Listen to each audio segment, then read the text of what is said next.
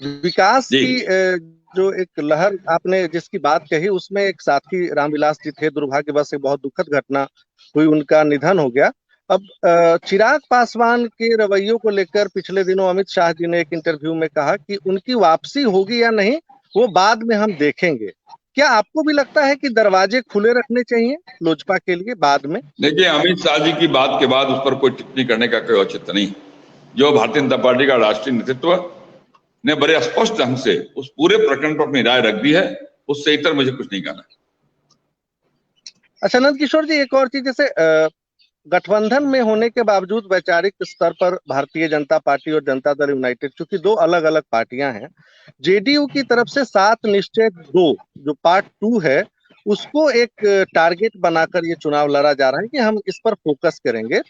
क्या ये भाजपा की सहमति से तैयार हुआ है, या फिर आपको लगता है कि आपकी पार्टी एक अलग मैनिफेस्टो लेकर आना चाहिए था?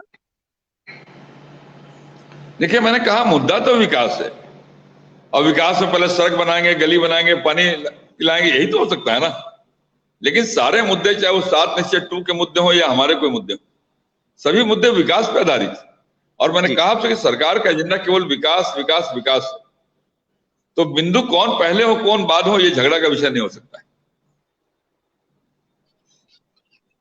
अच्छा, एक हमारे दर्शक हैं, वो पूछ रहे हैं कि 7 निश्चय में कुछ भ्रष्टाचार की भी शिकायतें आई हैं।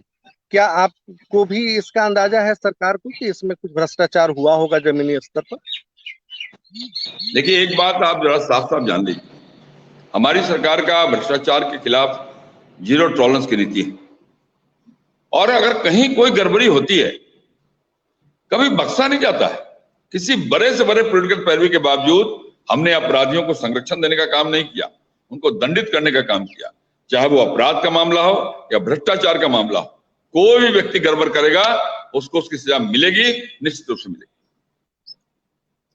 अच्छा नंद किशोर जी, अब चुनाव और उस राजनीति से इतर अगर मैं एक सवाल पूछूं आपसे कि आप पथ निर्माण मंत्री के तौर पर बहुत एक लोकप्रिय भी रहे हैं, और आपकी छवि रही है पथ निर्माण मंत्री की ही 2010 के बाद। हालांकि पहले आपने स्वास्थ्य मंत्रालय भी संभाला। क्या आपको मजा आता है पथ निर्माण मंत्री रहते हुए सड़कों का जाल बिछाना, उसके लिए काम करना, या आपको लगता है कि नहीं अब मंत्रालय या विभाग बदलना भी चाहिए?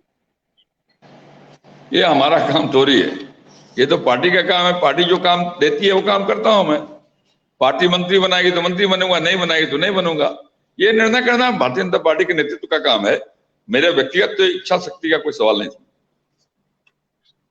अच्छा, एक और कहा जा रहा है कि आपको वाकओवर दे दिया है, क्योंकि आपके खिलाफ जो उम्मीदवार हैं वो बेहद कमजोर हैं।